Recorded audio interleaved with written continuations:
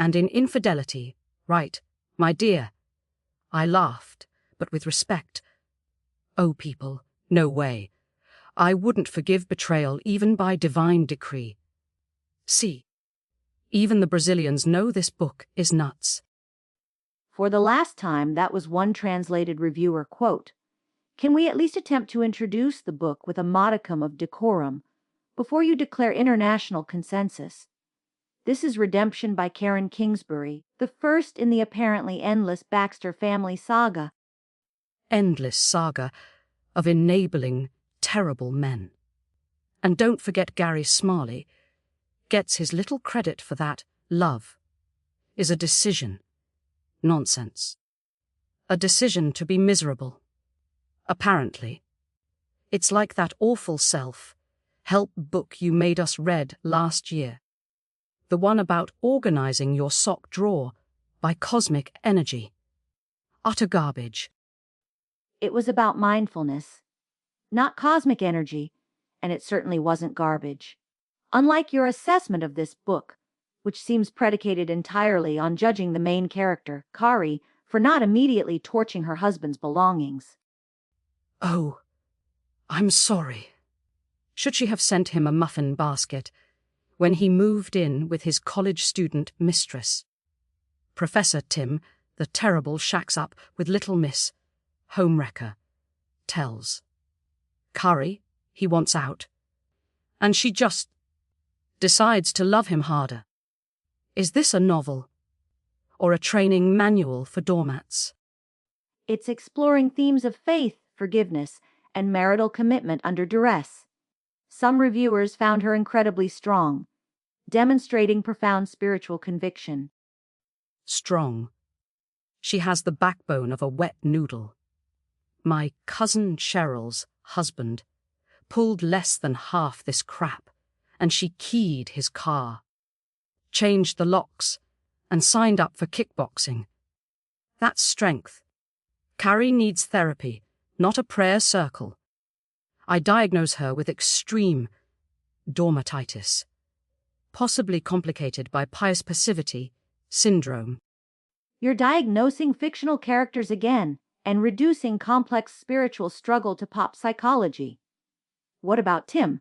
Surely we can agree on his characterization. Oh, Tim Jacobs, Professor Sleaze. Grade A, top, shelf scumbag. Cheating with a student, classic predator move. Then he has the audacity to call Atishayas disgusting affair or issues. Our issues. No, buddy. Your issue is that your zipper doesn't work and your moral compass is busted. What did Kari even see in him? The book barely makes him sound attractive. The text describes him as, well, perhaps not conventionally striking, but the focus is less on his appearance and more on the betrayal itself. He's clearly manipulative, selfish, and boring. A boring, cheating, manipulative weasel. And don't get me started on Ryan. Mr. Perfect, high school sweetheart. Showing up right on cue. How convenient. Look, my life is imploding, but here comes my handsome, available ex who I only broke up with for some flimsy, unbelievable reason. Gag me. The reappearance of Ryan is a rather blatant plot device, I concede. It serves primarily to test Kari's resolve, creating a classic, if somewhat contrived, love triangle. Contrived. This whole book is contrived. Which brings us to the burning question. Is this thing actually any good? Or is it just, as one reviewer put it, Christian propaganda / purity culture brainwashing? Well, it certainly wears its faith on its sleeve. Some readers find that inspiring, others find it preachy or unrealistic. One reviewer praised the realistic portrayal of faith, while another called it shallow and complained the characters all heard God's voice the same way. Because it is shallow. God told me to stay married to the cheating slimeball. Really? Did God also tell you to get pregnant with his baby after he left? Because that happens too. Talk about throwing a grenade into an already exploding dumpster fire. The pregnancy does escalate the stakes considerably. It forces Kari into an even more difficult position when Ryan enters the picture. It's high melodrama, certainly.